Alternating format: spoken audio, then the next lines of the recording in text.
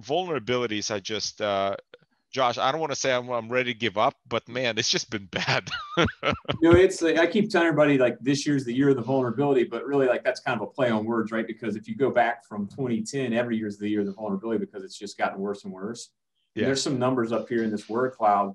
So 18,103, that was the total amount of vulnerabilities discovered or disclosed in 2020. 10,342, that was the total amount of critical or high vulnerabilities that were found in 2020. That number is actually greater than the total amount of vulnerabilities that were found in 2010 combined.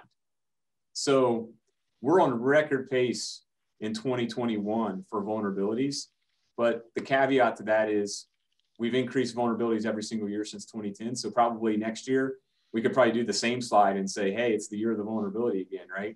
So why do you feel like that is, Dmitry? Is it work from home? Is it because there's more devices connected to the internet that's not behind enterprise security solutions or even built from an, like back to your IoT perspective? Yeah. Some of these devices aren't even built with security into them. There are two angles to this, and I approach this from both from a business perspective or from a kind of behavioral perspective and from a technical perspective as a former engineer. As a former engineer, as systems get more and more complex, mistakes are going to happen. Let's go back to the basics. What are vulnerabilities? Vulnerabilities are assumptions made by a programmer while implementing a problem, right? So I'm an engineer and I'm solving a business problem. We need a web portal that takes, I don't know, some input, and I need to get that business problem solved. And I just assume that normal people, let's say that input is a name, people's name. I assume most people's names are going to be fewer than 30 characters. That's a stupid assumption on my behalf, but that's just, I'm a programmer, right? I'm just solving a problem in front of me. That assumption then gets exploited by someone else, and this is why the security field will never go away. It's humans taking advantage of other humans' mistakes. That's what it comes down to. So a programmer solved the problem with some assumptions, such as a name is never longer than 30 characters. Somebody else comes in and says, haha, I caught you. Here, I'm going to type something in that's 1,000 characters. And that initial programmer's mistake translates into a vulnerability. I mean, there's a lot of really cool stuff that then happens and how that's exploited. But the point is, the more complex the systems are and the more people build on top of things, the more interaction between the different systems there is, the more there's possibility for mistakes. So that's not going away. That's on the technical side. On the behavioral side, there's also, I kind of have observed a pendulum of, sometimes there's a lot of greenfield for new technologies, and companies rush in and build new products, new technologies, the cloud adoption, whatever, right? And then once that reaches critical mass and people are dependent on it, then the attackers come in and start saying, hey, that's juicy, that's interesting, right? Let me start attacking that. And then it's a natural cycle of people finding errors in that, and then that getting patched. So this is just natural kind of state of things. Okay, so what? I think that this is I hate the word new normal now because it's beaten down, to death at this point. But for all of you listening, you start treating as everything that you have. Here's my mental mindset now. Everything that I use is vulnerable. What are you going to do about it?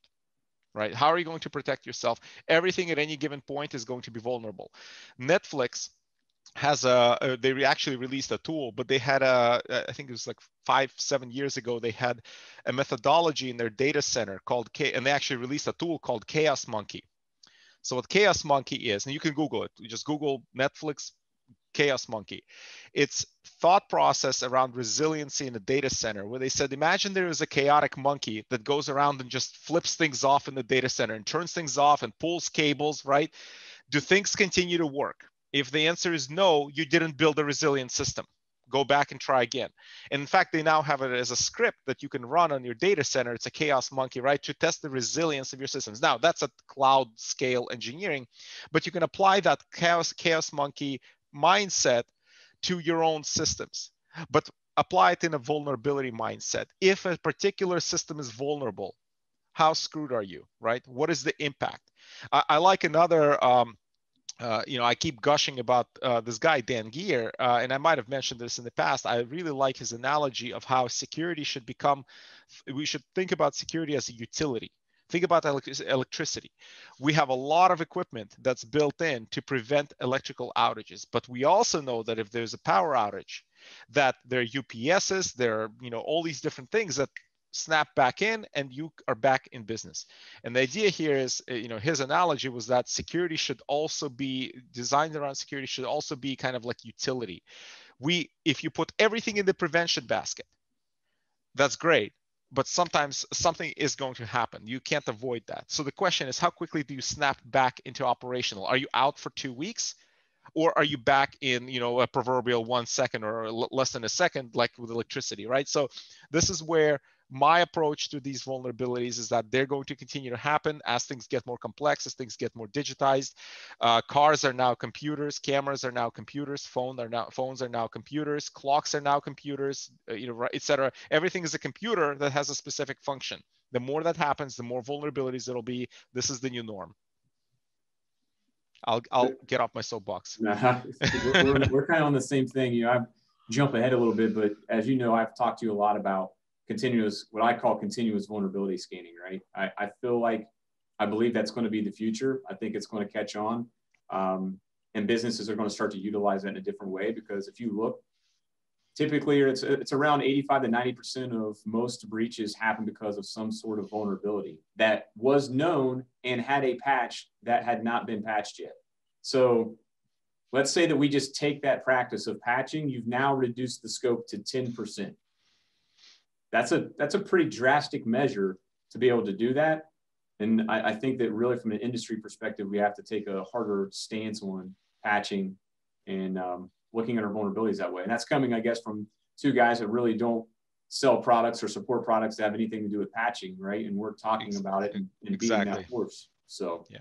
And I think you're absolutely right. I think that's another thing. Just if you have a takeaway from this, is that we're not trying to just to scare you guys, right? We want there to be takeaways, and that is, I think the past year has taught us that patching your equipment, patching your critical infrastructure is absolutely critical. In fact, here's a prediction, Josh.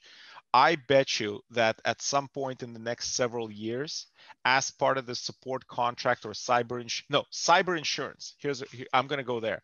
Cyber insurance as part of the language is now going to have some language, is going to be amended to include a test of whether or not your equipment is patched. So therefore, like, I can imagine, I'm not a lawyer, but I can imagine a clause that's something like, if you experience a breach and your equipment was vulnerable and the patch has been available for at least 30 days, our coverage is void, right? I fully expect that type of stuff now. I can tell you it's already happening.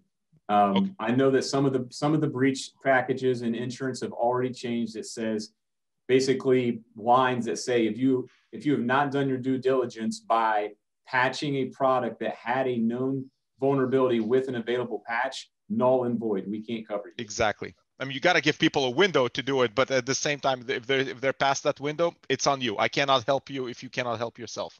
Right.